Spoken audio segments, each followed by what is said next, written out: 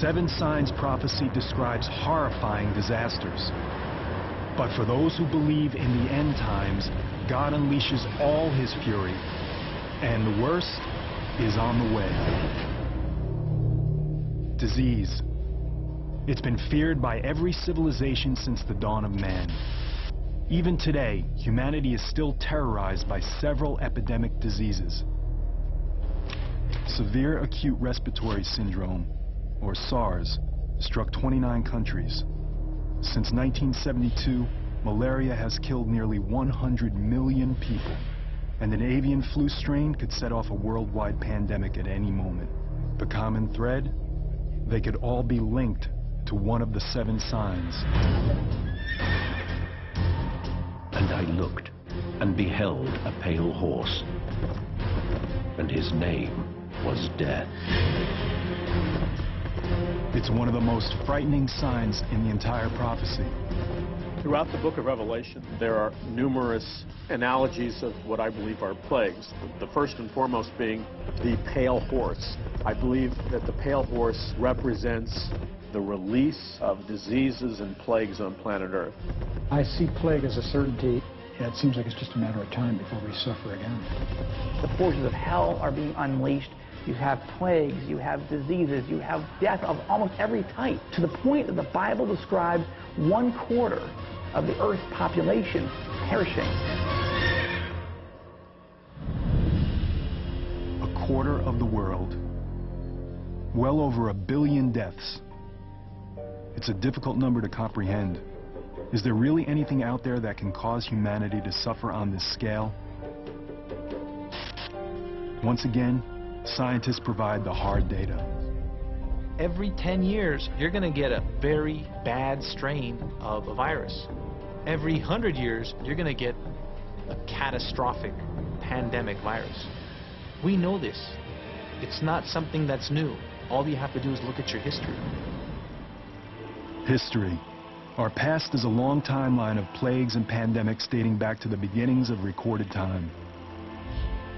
During the time John of Patmos writes the book of Revelation, around 100 AD, plagues strike in the areas of modern-day Libya, Egypt, and Syria, very near the island of Patmos itself. It's even possible that John has direct knowledge of these outbreaks.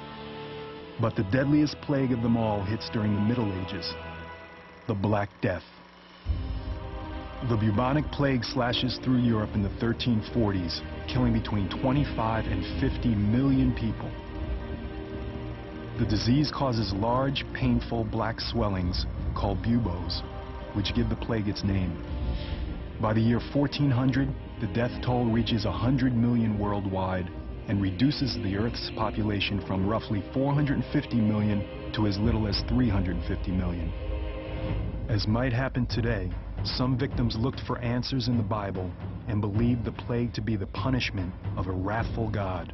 The Black Death was invested with spiritual meanings at the time that Europeans were afflicted by this plague. It was the classic form of punishment that God brings down on earth, not only in Revelation, but even in the account of the 10 plagues in Egypt during the Exodus. So the use of plague as evidence of God's displeasure is an old tradition and can be found very prominently in the book of Revelation. As survivors gain immunity, the Black Death recedes. But fear of the killer bug continues for centuries. The worst pandemic in modern times begins in 1918, just as the most destructive war in human history is ending. Doctors call it the Spanish flu. It's a deadly influenza that sweeps the world and kills an estimated 20 to 100 million people, making the Spanish flu more than twice as deadly as World War I. It's not really known where it actually started, but what we now think happened is that an avian bird flu virus mutated where it could be transmitted from person to person and just spread throughout the world very rapidly.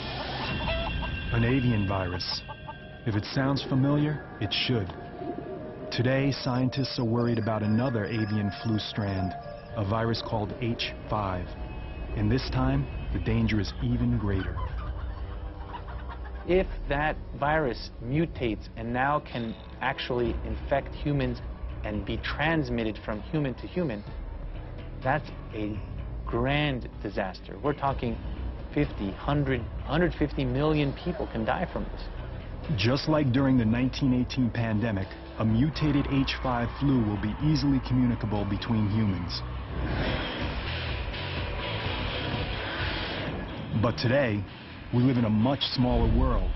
Infection could be out of control before we even realize it's upon us. We have created the highway for these bugs to go all over the world on a day-to-day basis.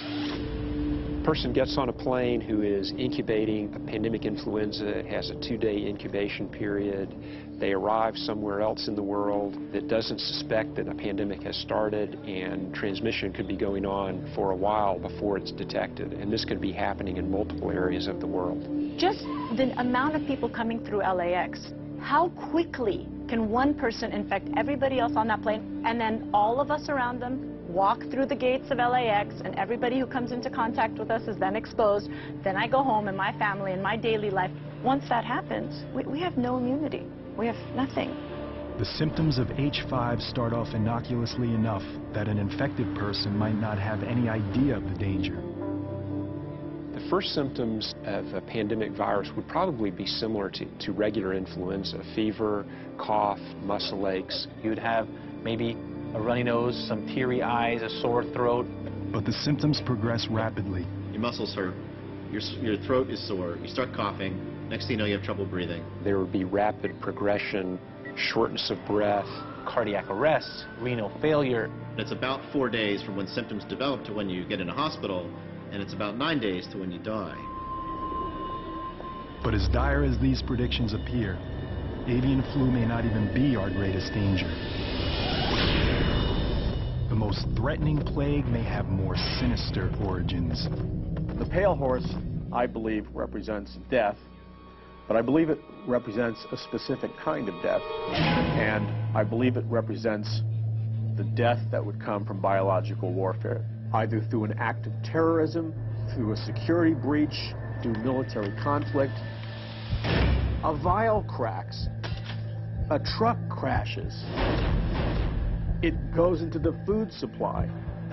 Numerous biologically designed plagues are released on planet Earth. There's no remedy for them. They spread like wildfire. Millions of people are going to die. What if we had something that couldn't be contained? It'd take 1, 2, 3 hosts to infect an entire population? Easily.